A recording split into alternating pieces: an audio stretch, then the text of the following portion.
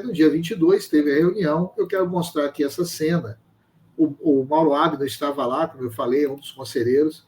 Essa cena todo mundo mandou, eu recebi de várias pessoas, essa cena aqui do ex-presidente, né? Pedrinho assume, vira ex-presidente, e boa parte da reunião ele passou assim, isolado. Pouca gente sentava do lado dele para falar com ele.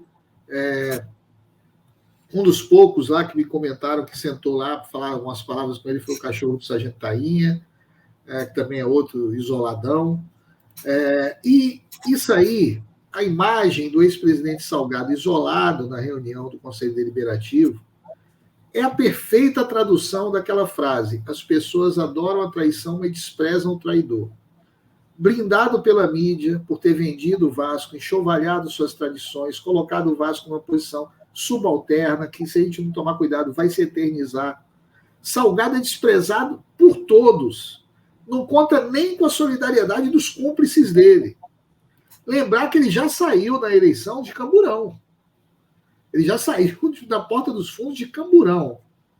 Ele, o Otto e o Mussa saíram de Camburão. Vejam vocês, né?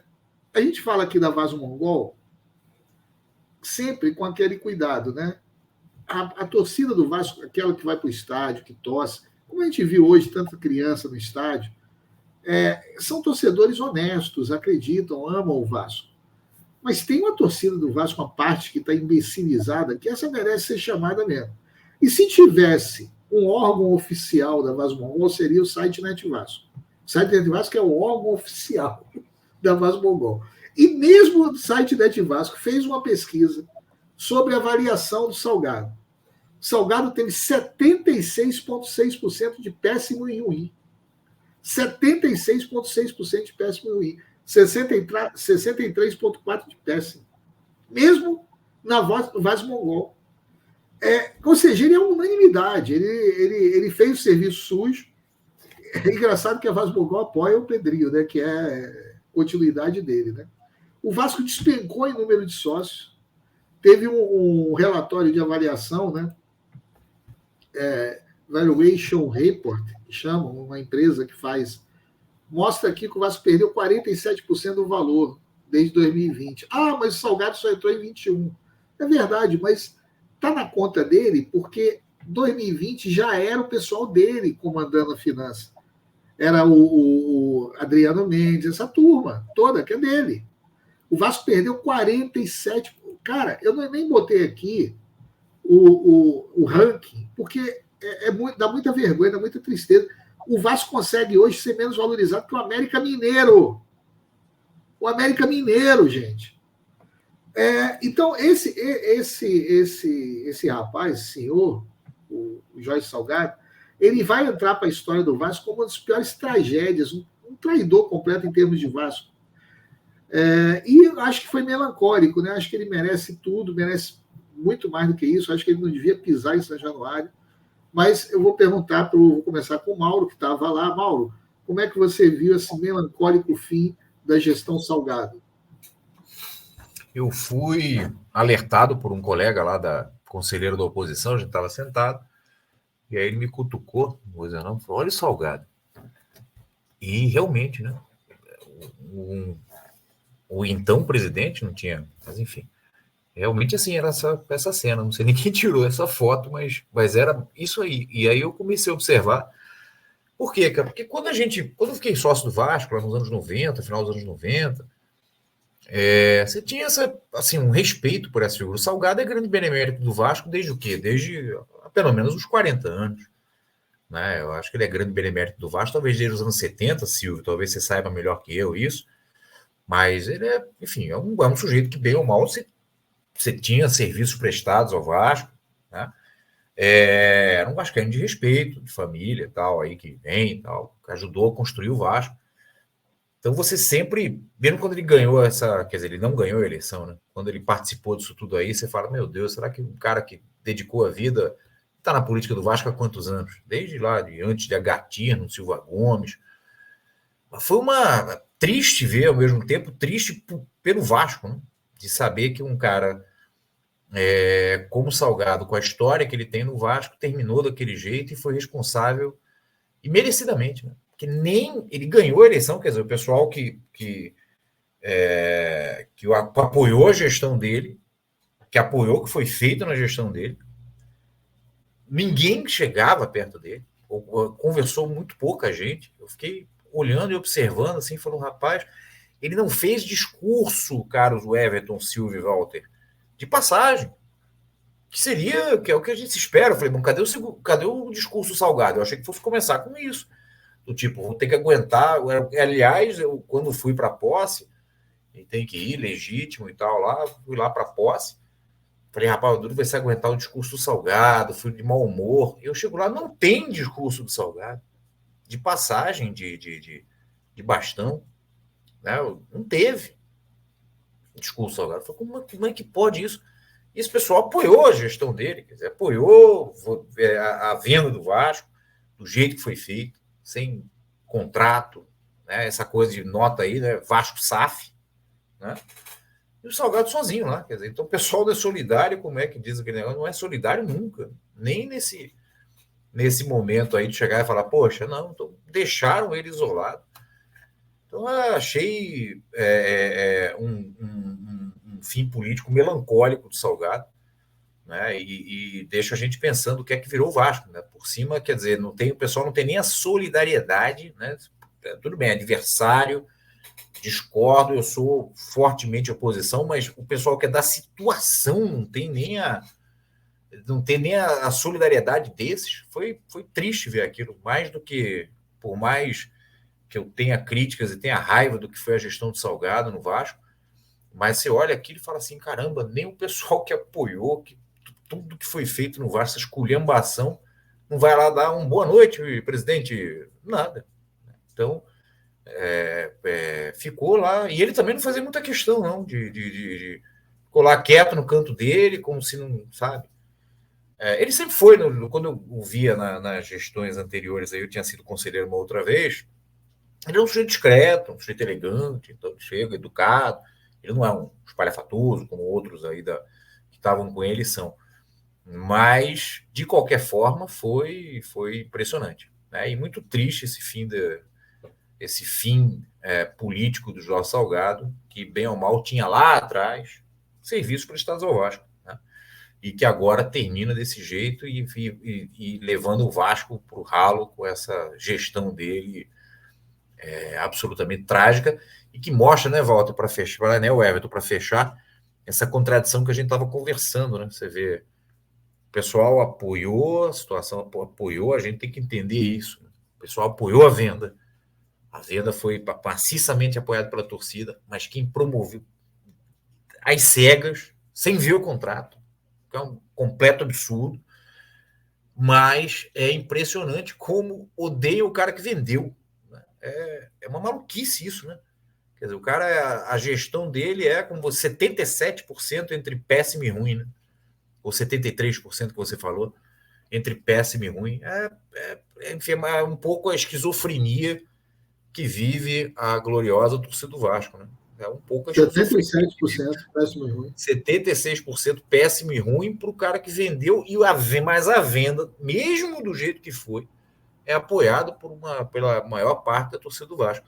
Isso é uma esquizofrenia. A gente tem um clube esquizofrênico que a gente tem que saber navegar aí. A gente vive esse momento maluco, né? É isso. É porque, bom, sabe o que é? Eu estou convencido disso. Eu vou passar para o Silvio dar a opinião dele. Mas a torcida do Vasco mesmo, o torcedor do Vasco, ele vê o Vasco muito distante da sua institucionalidade. Tipo assim, o torcedor quer saber do jogo na quarta, quer saber do jogo no domingo, quer saber do time que entra em campo. São poucos aqueles que acompanham mesmo. Eu sempre conto aqui, eu vou repetir essa história porque eu acho ela emblemática. Uma vez eu estava num táxi, aí um vascaíno, que se dizia vascaíno apaixonado, que amava o Vasco, que detestava o Salgado, detestava o Osório, mas apoiava a venda. Aí eu falei para ele, cara, você não ama o Vasco. Você acha que ama, você gosta do futebol. Porque você jamais venderia seu táxi para quem você não confia.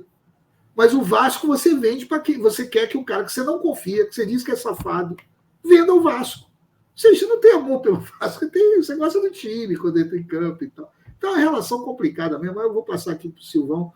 Silvio, como é que você viu esse fim melancólico do Salgado isolado no fim de uma gestão trágica? Bom, eu acompanhei posso falar aqui que não é BTB, né? Eu acompanhei toda a movimentação. Então, eles tinham uma câmera no alto, né? E essa câmera ela era posicionada fixa ali, e você viu muitas cenas interessantes. Uma delas foi seu Otto Carvalho, também passeando para lá e para cá. Teve uma hora que ele arrumou alguém para conversar e você só dava para ver ali, né? Aí era um grupinho de 4 que já estava conversando, aí daqui a um pouco saiu um, daqui a um pouco saiu o outro, daqui a um pouco saiu o outro, e ele ficou sozinho ali no meio. O Salgado, a mesma coisa. Mas o Salgado, ele pegou, voltou, deu uma parada ali no meio, eles provavelmente não sabiam que tinha aquela câmera ali. Ficou parada, ninguém veio falar com ele, eu chamei atenção até no grupo, né? Que ele estava sozinho, eles estavam rodando, procurando alguém para fazer uma turminha para conversar. E depois apareceu essa foto aí que eu ali viu que a minha impressão estava certa. Que eles estão totalmente isolados, que eles... Tio Sócio Silvio, desculpa, só uma coisa importante, por isso eu te peço mil desculpas por interromper. Ninguém citou o Jorge Salgado. Foram 2 discursos, do presidente da Assembleia Geral e do Pedrinho. Nenhum deles citou o Jorge Salgado. Foi uma coisa impressionante. Aí depois falou o presidente eleito, né, que ganhou a eleição lá para o Conselho Deliberativo. Fez uma fala muito rápida, só de... também não. Ninguém citou o Jorge Salgado. Ele podia não ter ido. Que não ia... Então, desculpa, Silvio. Não, ok, bem lembrado isso, eu também tinha notado isso, mas agora tinha dado branco, senão eu não ia comentar isso não. Você fez um corte perfeito aí. Ainda teve essa, né? Além de ninguém querer papo com eles, ninguém nem citou a presença deles ali, né? Mas ele não foi para a mesa. Não sei quem escreveu aqui. Ele não estava na mesa, que só piora. Eu vou lembrando das coisas e devia ter notado isso. Igual o jornalista faz, né? Ele não foi para a mesa, Silvio. Desculpa, de novo. Eu teve um que escreveu aqui, desculpa, não vou poder citar. Foi o Márcio Faria. Mauro, ele só colheu o que ele plantou. É justamente isso, né? Então, dos caras que estavam com ele, né? Entendeu? Dos caras que estavam com ele para vender, para fazer isso tudo. Se fosse nós, se tivéssemos ganhado e só tivéssemos nós lá sem oposição, vamos supor, aí ainda assim, né, por educação, Salgado, olhar, aquela coisa de... Mas ele, em tese, ele fez o sucessor. Ué. Né? Não, Mauro, a gente viu pela última eleição, naquela que eles queriam transformar, mudar o estatuto outra vez, né? Mais uma GE, nossa senhora, acho que eu nunca votei tanto na minha vida. Mais uma vez eles queriam mudar e não teve nem quórum. Eu até comentei que não ia passar, mas não teve nem quórum. Quer dizer, a situação já estava rachada. Já estava rachada já há algum tempo. E eles sabiam que eles não ganhariam, como falou, 76% de péssimo ou ruim a gestão do Salgado.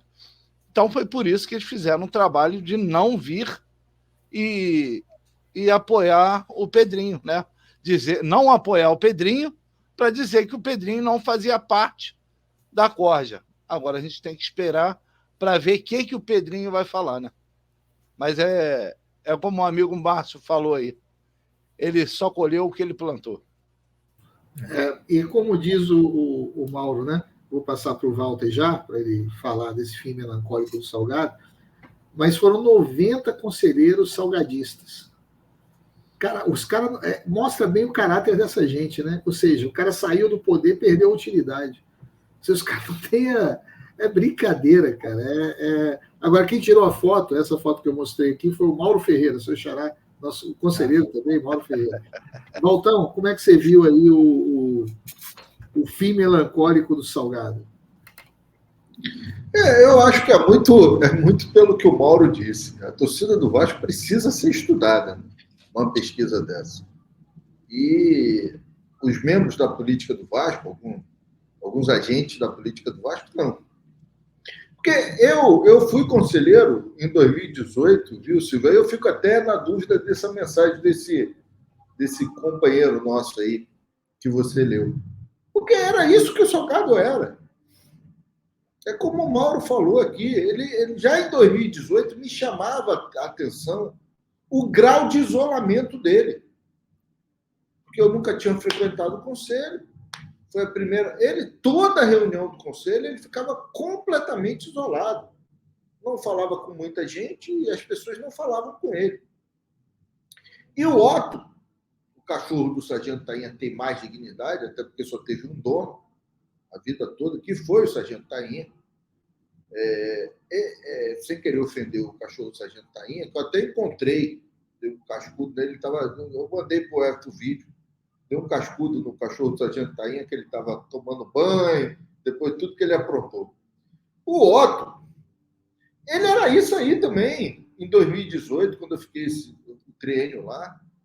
Era exatamente isso. Passava, era motivo de gozação, né, Mauro? Lá vai o conselheiro sem voto. Otto sem voto. Então, me parece, na verdade, que esses caras, eles se encaixam no perfil dos amorais. Então, eles são isolados, mas eles fazem o serviço sujo. É assim que eu vi. Mas é lamentável, né? Toda a atuação dele, como o Mauro disse, o homem que, de alguma forma, tinha participado daquela falcatrua que foi aquele golpe que eles deram. É lamentável, sob todos os aspectos. Não tinha a menor necessidade disso. Meu Deus, é porque a gente não pode falar, né, as coisas abertamente. Mas é muito triste mesmo, ele merece toda a ojeriza possível, esse ser repugnante, esse vascaíno traidor chamado Jorge Salgado.